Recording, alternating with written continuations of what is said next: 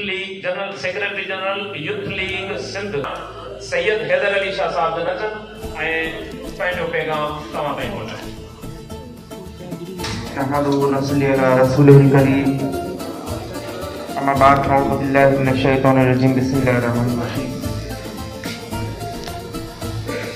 सबक पर फिर से सदाकत का, अदालत का, शुजाअत का, सबक पर फिर से सदाकत का, शुजाअत का, अदालत का लिया जाएगा से काम दुनिया की अमामत का।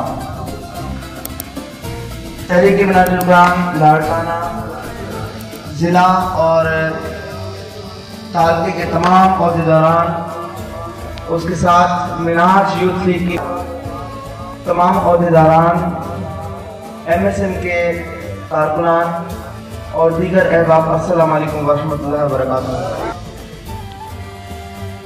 नौजवान फिरकावारियत से बेजार था, जो नौजवान पस्ती से उठाकर बुलंदी तक लेकर गए,